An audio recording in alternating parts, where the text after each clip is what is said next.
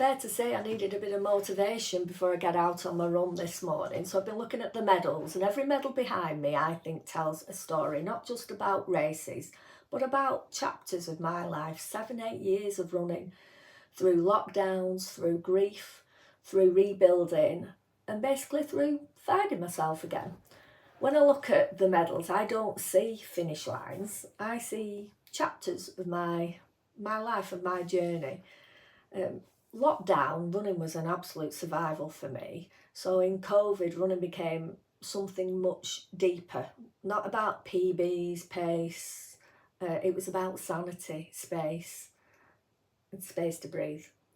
It was the one place I could go where the world felt quiet enough to hear myself. That's the way to describe it. And in those miles, I realised something. Running was teaching me about leadership long before Bold, Brave, Brilliant emerged. The book that became my anchor, and the Brave You journal that then went on to become the compass, helping me make sense of those messy bits, the human bits, the bits that actually we don't post about online that happen to us all. Grief. Running was part of the healing, and some of these medals were earned during those chapters of bereavement when life felt so heavy, when getting out of the front door was the actual win. Running didn't fix anything, but it held me together long enough for healing to begin. That's the way I look at it. And that's leadership too, isn't it? Showing up when it's tough, when it's hard, taking the next step when you don't really feel ready, letting movement create momentum.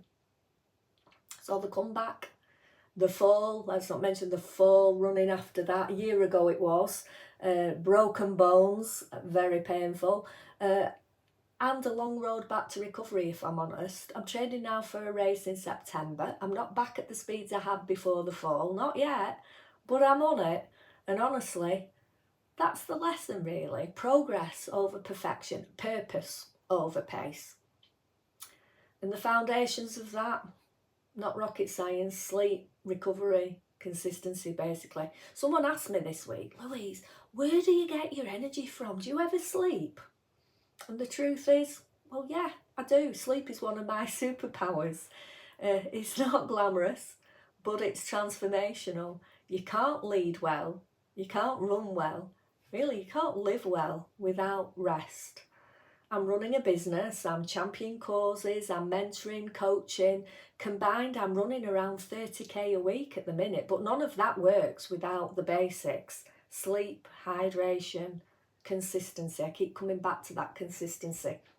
Not chasing PBs, I'm chasing purpose. That's the way I look at it now. And community, the heartbeat of leadership and of running, one of my biggest sources of energy is the people around me.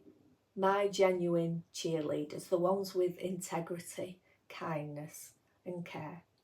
The ones who don't just clap when you win. They stand with you when you wobble.